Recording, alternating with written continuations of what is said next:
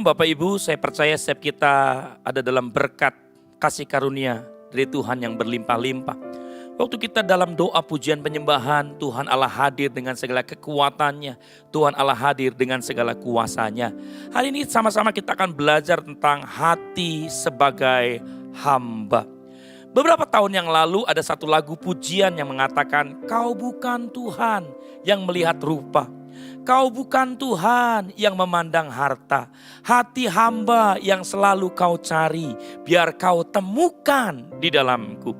Manusia berusaha, berupaya sekeras-kerasnya untuk menjadi orang yang paling ganteng, untuk menjadi orang yang paling cantik. Baik memang, tetapi yang terpenting bukanlah menjadi yang paling ganteng atau yang paling cantik.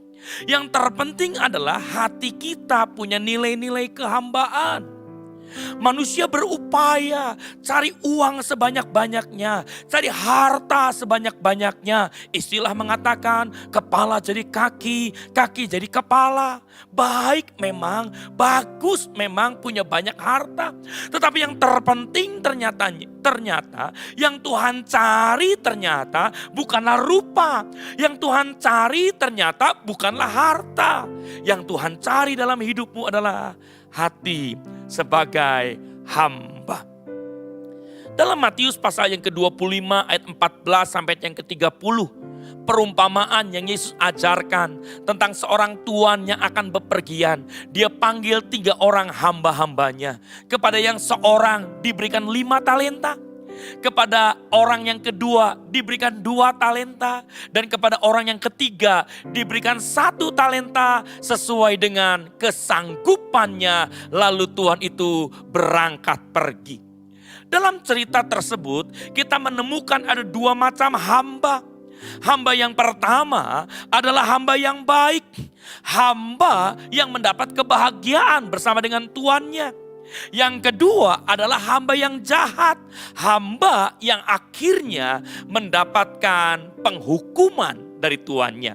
Saya percaya setiap kita semua merindukan atau berharap setiap kita adalah hamba yang baik. Puji Tuhan memang. Itu seharusnya kita adalah hamba-hamba yang baik. Siapa ini maksud dengan hamba yang baik? Hamba yang baik adalah setiap kita, saudara dan saya yang memiliki nilai-nilai kehambaan yang ditulis dalam Matius 25, 14-30 ini.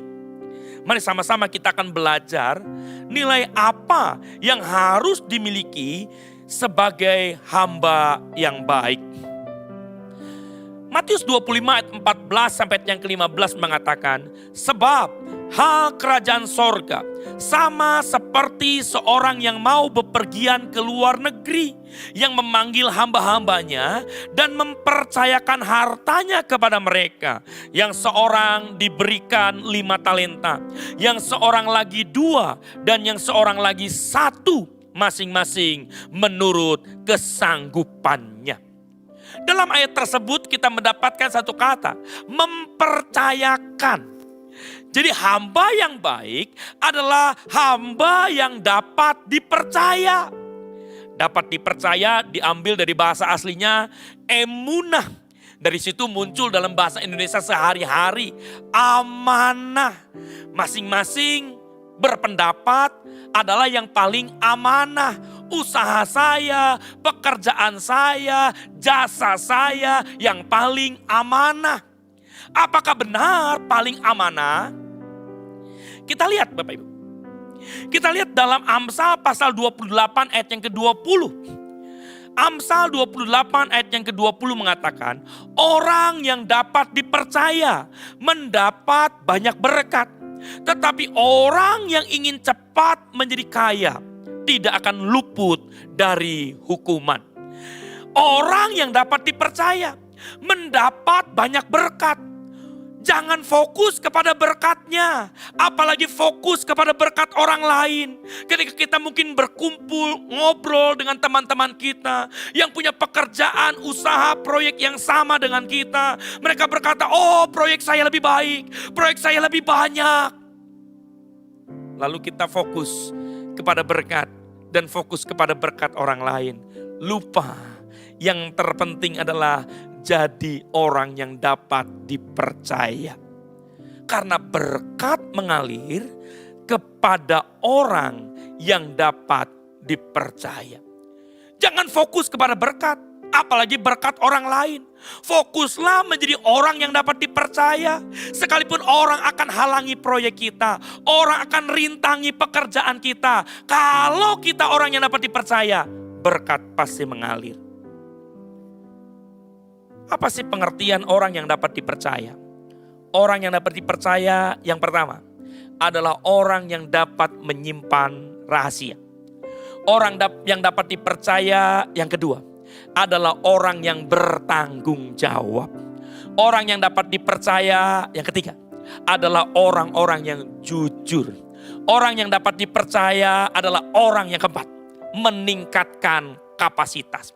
Orang yang mau terus belajar, orang yang terus menambahkan ilmu, orang yang terus menambahkan wawasan dalam pekerjaannya, dalam usahanya, sehingga terus berkembang, sehingga wajar orang yang demikian mendapat banyak berkat. Fokuslah menjadi orang yang dapat dipercaya. Hal yang kedua, di ayat yang ke-16, ayat yang ke-17. Segera pergilah hamba yang menerima 5 talenta itu. Ia menjalankan, ada kata kerja di sini, menjalankan uang itu, lalu beroleh laba 5 talenta. Hamba yang menerima 2 talenta itu pun berbuat demikian. Jadi hamba yang menerima 2 talenta mengerjakan hal yang sama seperti yang mendapat 5 talenta. Menjalankan talentanya. Menjalankan artinya berfungsi, berguna. Yang terpenting bagi seorang hamba itu fungsi, bukan posisi. Di mana banyak orang ribut, bertengkar, konflik gara-gara posisi. Seperti yang dicatat dalam Lukas pasal 9 ayat 46. Maka timbullah pertengkaran di antara murid-murid Yesus. Kenapa mereka bertengkar? Memperebutkan siapa yang terbesar di dalam kerajaan sorga. Jadi murid-murid bertengkar, murid-murid konflik satu dengan yang lain, memperebutkan posisi. Fokus Matius pasal yang ke-25 ini, fokusnya bukan kepada posisi, fokusnya kepada fungsi. Sama. Sekali waktu Ibu Zebedeus datang. Dan dia berkata kepada Tuhan Yesus. Ditulis dalam Matius pasal 20 ayat 20 sampai 21. Permintaan Ibu Zebedeus ini adalah, berilah perintah supaya kedua anakku ini boleh duduk kelak di dalam kerajaanmu. Yang seorang di sebelah kananmu dan yang seorang lagi di sebelah kirimu. Zebedeus punya 2 anak yang mengikut Yesus menjadi rasul, Yakobus dan Yohanes. Dan mamanya sengaja mendatangi Yesus meminta posisi supaya ketika kerajaan itu didirikan, ada Yohanes di sebelah kanan, ada Yakobus di sebelah kiri. Padahal yang terpenting bukanlah posisi. Yang terpenting adalah fungsi. Bagian kita sebagai hamba yang baik, dimanapun kita ditempatkan, sebagai kepala rumah tangga, atau sebagai papa, sebagai atasan, sebagai bawahan, apapun lakon kehidupan yang Tuhan percayakan kepada kita. Kita berfungsi sebaik-baiknya, kita berguna sebaik-baiknya. Bukankah Yesus berkata kita ini terang, kita ini garam. Terang dan garam menggambarkan kehidupan kita berguna. Kehidupan kita berfungsi bagi sebanyak-banyaknya orang. Jadi fokus kita adalah sebuah guna, sebuah fungsi, berdampak bagi banyak orang. Ketika hidupmu berdampak, maka kita akan melihat idealnya sebuah kehidupan. Ketika hidup saya berdampak, maka saya melihat ideal kehidupan saya. Ideal kehidupan berkata, ketika saya lahir, saya sendirian yang menangis. Semua orang tertawa, termasuk ibu yang melahirkan. Sakit ketika melahirkan, tetapi kesakitan dalam melahirkan tidak membuat ibu itu ikut menangis sama seperti anaknya. Ketika anaknya menangis, si ibu yang kesakitan itu tersenyum, tertawa, bahagia, ideal kehidupan. Dan ketika saya pergi, ketika saya meninggal, maka kebalikannya. Semua orang akan menangis, sementara saya sendirian yang tertawa.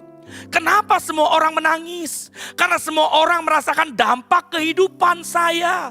Semua orang merasakan bahwa saya ketika jadi kepala rumah tangga berfungsi. Ketika saya jadi papa yang berfungsi. Ketika saya jadi pimpinan yang berfungsi. Ketika saya jadi anak buah yang berguna, anak buah yang berfungsi. Sehingga ketika saya pergi meninggalkan dunia ini, semua orang menangis, kehilangan seseorang yang hidupnya demikian berfungsi. Dan kenapa saya sendirian yang tertawa? Karena seperti apa kata Paulus katakan dalam Filipi pasal yang pertama. Karena bagiku hidup adalah Kristus dan mati sebuah keuntungan. Bagi orang yang berfungsi, bagi orang yang berguna, kematian bukanlah satu kerugian. Kematian adalah satu keuntungan, keuntungan yang besar, keuntungan yang berlimpah-limpah. Karena di sana kita berjumpa dengan Tuhan, karena di sana kita mendapatkan mahkota yang Tuhan telah janjikan.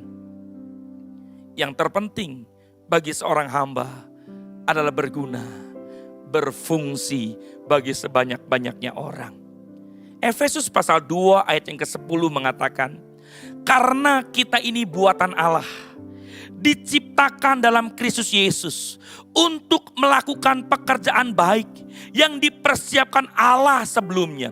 Ia mau supaya kita hidup di dalamnya. Saudara dan saya, kita ini adalah buatan Allah.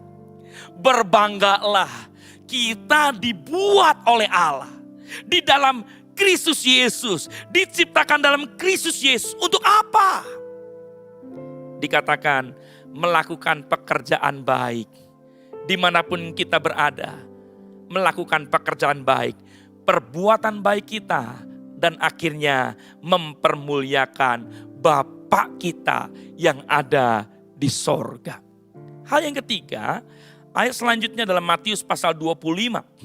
Ayat yang ke-20, ayat yang ke-21 berkata, hamba yang menerima 5 talenta itu datang dan ia membawa laba 5 talenta. Katanya, Tuhan, 5 talenta Tuhan percayakan kepadaku. Lihat, aku telah beroleh laba 5 talenta. Maka kata tuannya itu kepadanya, baik sekali perbuatanmu itu, hai hambaku yang baik dan setia. Engkau telah setia dalam perkara kecil, aku akan memberikan kepadamu tanggung jawab dalam perkara yang besar. Masuklah dan turutlah dalam kebahagiaan Tuanmu. Yang sama dilakukan oleh hamba yang menerima 2 talenta. Ditulis di ayat yang selanjutnya, ayat yang ke-22, ayat yang ke-23. Dia datang memberikan informasi, Tuhan, 2 talenta yang Tuhan berikan kepada saya. Lihat, sudah jadi 4 talenta. Lalu kata tuannya, baik sekali perbuatanmu, hai hambaku yang baik, hambaku yang setia. Satu perkataan yang kita dambakan. Ketika kita datang kepada Tuhan, ketika kita berjumpa dengan Tuhan, baik sekali perbuatanmu, hamba yang baik, hamba yang setia. Itulah nilai yang harus dimiliki sebagai hamba yang baik, yaitu kesetiaan. Salah satu karakter yang tidak mudah ditemukan dalam diri manusia adalah kesetiaannya. Cari orang pintar banyak, cari orang hebat banyak. Tetapi orang yang setia, siapa mendapatkannya? Setia itu mahal. Tidak bisa dilakukan oleh orang murahan. Sebagai hamba yang baik adalah hamba yang bisa menunjukkan kesetiaan. Yang pertama, kita bisa menunjukkan kesetiaan kepada Tuhan. Yang kedua, kita bisa menunjukkan kesetiaan kepada pasangan. Yang ketiga, kita bisa menunjukkan kesetiaan kepada tugas dan tanggung jawab. Mungkin kita diberikan pelayanan-pelayanan kecil. Mungkin kita diberikan pekerjaan-pekerjaan kecil. Proyek-proyek kecil. Dagangan kita pun dagangan yang masih kecil-kecilan. Setialah dan percayalah. Waktu akan membuktikan Orang yang setia dalam perkara-perkara yang kecil akan dipercaya perkara-perkara yang besar. Formula untuk kita dipercaya perkara yang besar, kita bisa menunjukkan kesetiaan di dalam perkara-perkara yang kecil. Lihat Daud, sebelum dia jadi raja yang luar biasa, yang namanya dikenang sampai hari ini, Daud dulunya dia hanya menggembalakan 2-3 ekor kambing domba saja. Lihat Yosua, dia bujang Musa. Tetapi ketika menunjukkan kesetiaannya, Tuhan terus promosikan. Sampai akhirnya menjadi seorang pemimpin yang luar biasa. Membawa orang Israel masuk ke tanah perjanjian. Mungkin sampai hari ini sekali lagi, setiap kita punya pekerjaan-pekerjaan yang kecil. Tugas-tugas yang kecil. Teruslah setia. Percayalah, kerjakan segala sesuatunya seperti untuk Tuhan, bukan untuk manusia. Sebab dari Tuhanlah kita akan mendapatkan upah, kita akan mendapatkan berkat. Hari ini sama-sama kita belajar dari Matius pasal 25, nilai seorang hamba. Hamba yang baik adalah hamba yang dapat dipercaya. Hamba yang baik adalah hamba yang berguna, berfungsi bagi tuannya. Hamba yang baik adalah hamba yang setia. Jadi fokus kita bukan kepada berkat, apalagi berkat orang lain. Fokus kita teruslah menjadi orang yang dapat dipercaya. Fokus kita bukanlah kepada posisi, fokus kita hanya kepada fungsi. Dan teruslah fokus kepada kesetiaan, setia kepada Tuhan, setia kepada pasangan, setia kepada tugas dan tanggung jawab. Mari kita tundukkan kepala kita mau berdoa bersama-sama. Terima kasih Tuhan Yesus, firman Tuhan sudah kami dengar. Untuk kami terus menjadi orang-orang yang akhirnya ketika Tuannya datang, Tuannya memuji dan membuat setiap kami mendapatkan kebahagiaan bersama Tuannya. Ketika Engkau datang, Engkau mendapati kami punya hati sebagai hamba. Hamba yang dipercaya, hamba yang berguna, hamba yang setia. Terima kasih Tuhan Yesus. Kiranya firman Tuhan boleh tertanam, bertumbuh, berbuah dalam setiap kehidupan kami. Terpujilah nama Tuhan, di dalam nama Tuhan Yesus. Amin.